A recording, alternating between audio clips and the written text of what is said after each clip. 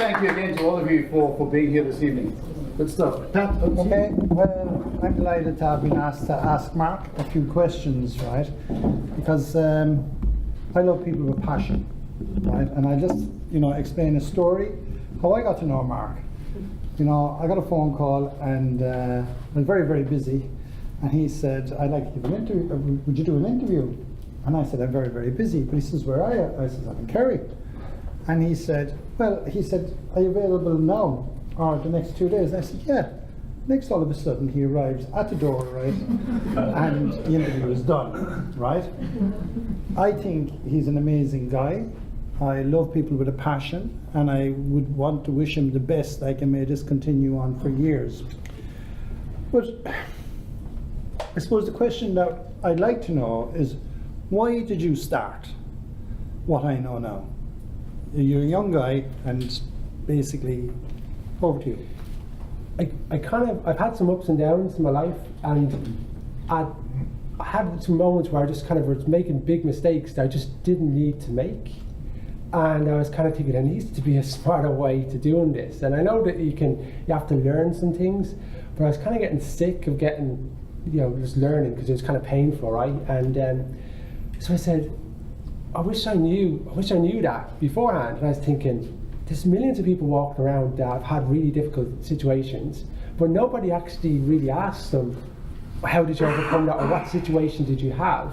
And I'm thinking it's all these crazy, because these people are going to die, they're going to take all their knowledge with them, and we're not asking enough questions. We're in our phones, we're checking, cats jumping out of windows, just really stupid random things. I was thinking, imagine if I could just get straight to the question of, what do you know now that you wish you knew before? And if I ask 50 people that question, well, unless I'm stupid, I'm going to learn from that, right?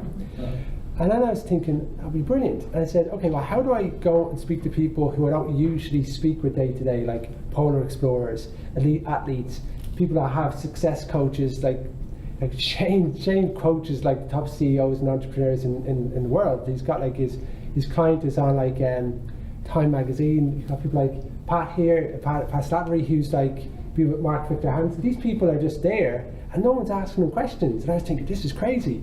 So I said, what better way to do it than having a podcast? And I go, well, I'm doing this for the podcast, can I talk to you? And it was a kind of a way to get to talk to people as well. Now, what Pat didn't know is, I didn't know how to do a podcast. I didn't know any equipment. I got down there with equipment that I didn't know how to use. His assistant John had to show me and did the camera work, and I just sat there doing the questions. So we got all the stuff, and I rang up an editor and said, I do podcasting, could you do this for me? And he created a video, and suddenly I'm a podcaster. And the third interview I didn't press the record button. Oh, no. And it was 3 hours of a CEO's time who runs a successful company. And I got home, and even my wife wasn't pleased because I'd missed dinner, and my best friend was getting married, and I was the best man. And I was speaking the next day, and I got home at 11 o'clock, and I'm going through the footage going, yeah, I nailed it. It's like, I can't hear it though, what's going on? And then I rang the editor, I go, oh yeah, listen, yeah, he goes, turn it up, no I am turned up, there's nothing happening. Did you press the record button? No. So I wrote an email to him going, I can't believe I'm writing this email to you, but the 3 hours you gave me of your time, I've just wasted because I didn't press record. I was going to tell you a lie and say to you that I had a dodgy disc, because that's what two of my friends told me to say, but I don't do that because I wouldn't remember it anyway. Can we do it again? So he didn't come back to me for 4 weeks. So that was the 4 weeks of saying, why did I tell the truth? Why did I tell the truth? I should have just made up some lie, I'm a dope. So he came back to me and he said, you're a effing knob, but I like you, I'll do it again. And we did the podcast again, and he really, really liked it. He even shared it on social media. But yeah, I come back to the question, why did I do it? I did it because I wanted to meet different people, share experience, but I also wanted to share other people's experience. I've been working in the recruitment industry over 10 years now, and what I've learned is the best people don't get the best jobs. They don't get the best jobs because they're perfectionists. The best people who get the jobs are the people who've got a growth mindset, who want to learn and develop and put themselves out there. And that's a fact. Those people get the jobs.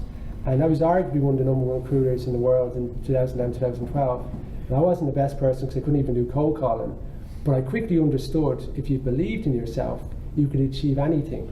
And I'd get a candidate who was on X, and I'd get them a 25k pay rise because I told them everything to say, this is what you believe, stand up taller, shake your hand and say you can do it. Basic stuff, right? But you're thinking, no way, I did it. And you just have to have that belief. So I just put myself out there and said, I don't know how I'm going to do it, but I'll figure out in a year's time that I just want to do it. And hence the journey to now, yeah. Yeah, and I know that you've like I watch your podcasts, right? Okay, and I'm fascinated because I learn from myself and all of the people that are even here and their stories. But overall, what have you learned? Being a young man, out there talking. You've got some amazing interviews from amazing people. So what have you learned from your whole experience of actually even getting them? I constantly change this answer. So I wrote down 5 points, and I'm not going to say any of them, right? I'll tell you what I learned. People will help you if you tell them your goals about what you want to do. I lived half my life telling myself the goals and going, I'm going to work really hard and not achieve them, right? But if you start telling people like, I know someone that can help you that, I can help you do this, I can help you that. So you're the average of the 5 people you hang around with. So if you hang around people that demotivate you, de-energize, take the energy away from you, they kind of put you in a box to say you're an accountant, when you're really like, I want to become a guitar player, you won't make money off that, let's go and talk about you not becoming a guitar player. Versus you go and hang around people who are guitar players and suddenly you start to realize that. So that's a big one for me. And I noticed that from people who are quote unquote successful, who I've interviewed people that are worth like $500 million. They just support themselves but they're not the smartest people in the room. So if you're the smartest person in the room, you need to get out of that room and get to a different room, right? You might feel great knowing everything, but the reality is you're not growing. And I'm starting to feel uncomfortable being an amateur in everything I do and a novice. John and my family will know I'm doing all these wacko things, but I just like to be out there because I don't really care if I fail anymore. It's because it's kind of like, whatever. So that would be probably one aspect. The second aspect is this: you are enough, right? And when I say that, I'm going to use Shane Craddock's statement here. Shane talks about this Gollum voice. You can't do this, you're not smart enough, you're not fast enough, nobody will turn up to you on a podcast, right? This Gollum voice is obviously Gollum sounds better than that, right? But he talks about that. We can all have these inner critics that are here, and depending on the weather, the mood, what people say to you, you can start to believe that. And if you ever meet anyone like, I don't know, Jack Canfield, Tony Robbins, they've got all those inner critics as well. So they choose not to believe them because they focus their mind so much on achieving greatness that doesn't even become an issue. And you have to believe that. So if I ever get self-doubt, which about 5:20, I was getting a lot of self-doubt, right? Major curveball. And I just say you're enough, that's it. And guess what? People don't think about you 99% of the time anyway, so get over yourself, right? So that's the one thing I'd probably say. Again, I'll tell you 10 different answers tomorrow, but that's what I'd probably say. And Mark, just in relation to getting people, right, okay, and how you went about it, can you just tell us about, how people reacted? And in actual fact, it's a very hard thing you're doing, rejection. Have you been rejected? So I spent, I've been 10 years in recruitment, and I became a recruiter. A recession came, 2008. Ireland's unemployment was at 15%. It was so bad when you read an article in the Sunday Times that had pictures of Ireland being in bits. I used to look at the Sunday Times going, oh my God, this is really bad. When I was in recruitment, there was like 2 pages of job advertisements. Now there's like 1,000. It was a really, really bad time. And I was a recruiter, and I couldn't do cold calling. So when I picked up the phone, I couldn't ask open questions. Now, if you're in sales, you have to ask open questions. Tell me about you, how are you doing, describe that to me. I was asking, would you like to work with me? No. I was asking really bad questions, so I got a lot of rejection. And even when they said they did, I panicked and I just put the phone down. I was just a disaster. I don't know why it was, but I much prefer meeting people. And I got used to being no. And one person said to me, Mark, there's something mentally wrong with you that you keep calling me to work with you when we don't want to work with you. And I said, I've placed Java developers in perm positions. You hire Java developers. Who else am I going to call? And she goes, okay, I'll meet you because you're mad, right? So I met with her and I said, listen, if I'm going to spend 2 times, 3 times calling you and annoying your receptionist to put me through, can you imagine what I'm going to do when I have a job for you? And she burst into tears laughing and said, yeah, you got me there. And then I got there and I started to build a very successful business from that, right? So rejection is just a no if you take it as a no. But feedback is something that you grow and develop from anyway. So now I'm always asking people for feedback. I asked this guy for feedback yesterday, and he called me at 11 o'clock at night, telling me all his feedback. Didn't ask me if I was still up. Out of the bed, yes, pass, okay, Pat, getting all the feedback back. I didn't say anything about my ego, about how you just slated everything I built for the last year. I said, okay, Pat, right? And I got back up this morning, picked myself up after not sleeping for the night because of Pat said, oh, you need to do that. I was like, oh my God. So then I did that, but I was thinking, make yourself easy to give feedback to, right? Nobody wants to give feedback to somebody that gets defensive, because they've got better things to do. So make yourself open to feedback, because you're very lucky if you get it. I'll be calling you all tomorrow asking you how I can make this better, by the way. That's my way to tell you about that. What's your take on mentoring? It's crucial, right? And Steve was talking about his 18-year-old self. Everyone's speaking about their 18-year-old self here, or younger, older, whatever. You don't know it all. Chances are somebody half your age will know more about certain subjects. So you can have mentors that are younger or older. You just need to go and get advice. Now, I was going to a lot of different networking events all the time, and I was meeting people that were really, really helpful. But sometimes you're meeting people that don't know what they're talking about, and you're listening to them. And I'm really passionate about introducing people who are like-minded, bringing them together, so you don't waste any time networking with people that aren't necessarily going to help you achieve your goals. So I bring them together and go, okay, you're really interested in podcasting, I'm going to introduce you to because you're podcasters. Interested in sailing, I'll bring you together.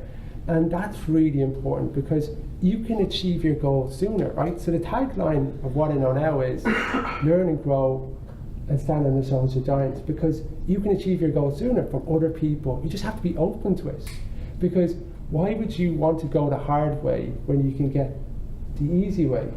But sometimes we hold ourselves back because we don't want to ask. And it's like, it's a no anyway, so just keep asking. Do you know how much money it cost me to get these guys in a room for a couple of hours that I got them and they're just here now? A lot of money, right? A lot of money. So you just have to ask, and I asked. This guy's up from Kerry. I asked them to come here, right? So like it's just, you just have to ask.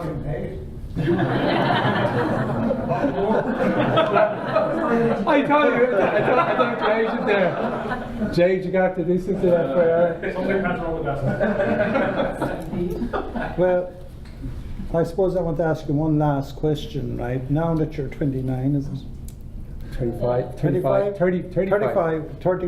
Now, what would, basically we're all here because we all actually follow your podcast because we want to know, what other people know now. So, in all the people that you would have met, if you were to take, say, 6 points to pass on to us your wisdom, because even though we're listening to your podcast and I think it's fantastic, and the people you have had on it, can you give us as a final wrap up? Number 1 is what's next, okay, right? And the other one is give us 5 or 6 points of all the people, because as you said, the people that you're interviewing, and I'm following them too, has had, even for me, amazing advice. So this is going to become a monthly event, and I'm going to have the top speakers in Ireland come, and I'm going to interview them, and they're going to give you their advice. I'm going to give practical knowledge in that, and I'm going to make it as reasonably priced as I possibly can. And I'm going to do it in 2-hour stints, so that when you come in here, we get practical advice about how you can actually stand on the shoulders of giants, and I'm going to do that. It's going to be really important. I'm also going to bring people together who are like-minded, and I'm going to introduce people so you can actually come and meet people to help you achieve your goals. So when you go to an event, you know who you're going to meet, and I'm going to do some introductions there. So that's what I'm passionate about. For all the action takers here, the event is going to go live tomorrow. It's going to be €47 for a ticket, but everyone that's here will get it for €30, and you can bring a friend for free, right? So that's what it's going to have. I'm going to have Pat Slattery and Shane Craddock speaking again. I'm not going to talk about money, guys, but that could be a sensitive subject. But trust me, for that money, to get those guys in a room would be incredible. So I'd love to see you there. We're also going to have a podcast guest live as well, and that will be here on the 26th of October. So I'm really, really excited about that as well. So I hope I can see you all there. The second thing I'd say, I want to help people achieve their goals sooner. So if anybody wants some particular one-to-one coaching or some advice, I'll do it on a select few, because I only want to work with people who have made a decision to want to change. And you have to make that decision. You can't make that decision for you. You have to draw that line. So that'd be great. So I'll give you a few pieces of advice. So who here has the moments where they get really, really peed off and it lingers with them for days?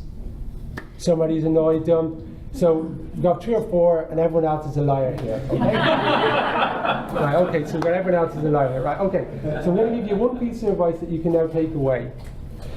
If you have a situation that happens and gets overwhelmed, it's called the 10-yard rule. And after 10 yards, you scream, you bitch, you moan, you get out of your system, and you put a stopgap on it, and you move on. So maybe you're smashing things on the floor, you're kicking it, you're going mad, but then you move on. You try that out next time somebody upsets you, frustrates you, and then put a stopgap. You need to linger it. People that let things linger, all that toxins builds up inside. It's a very, very good method to get rid of that as well. The second thing I'd say is do something that scares you each day. Maybe that is you going up and saying hello to somebody. Maybe that's you applying for a job. Whatever that might be that scares you, it could be something small, go and do that. Because as Pat said, it will be dead soon enough. And unfortunately, do you want people at your funeral saying you were this, this and this, or you were something else? I know that accountant wants to be a guitar player, so let him go and do it. So don't hold back. Don't let people tell you the narrative. That's what I'd say. You know, I could be talking advice all day though. So I'd probably just listen to my podcast. There's my but that'd probably be the main points that I'd say. And I think that in Ireland we have got incredible people here that are so talented, and sometimes we can think the grass is greener. And I've interviewed the top speakers in the world who charge top money, right? Soon you will, top money. There's very little difference. There's just a big PR machine behind that too. So don't underestimate the talent that we have here to achieve your goals as well. That would be the advice I'd say. Well, Mark, I just want to say on behalf of all of us here, like, you know, putting this together, you know, it was a big achievement, and, you know, we all really, really appreciate your podcast. We really appreciate what you're doing, because you're doing it with a passion. And from my side of it, you know, and I think from everyone's here, is to survive in this game is hard, right? If it's a case anyone knows anyone that could actually do what Mark's, you know, advice or help or the next venue, it's really, really worthwhile, you know, coming to it. It is very, very cheap, and at that, I'll probably buy the first ticket, but I'm in the Himalaya. So I don't know. Thank you very much.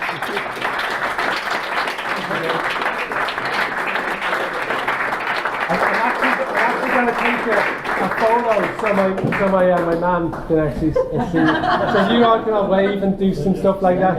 So oh yeah, that's good too. All right. So you guys have to stand up now. Come on, you can stand up. Say something funny.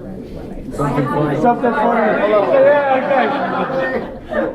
okay. That's a good one. Thank you very much. Your hard work.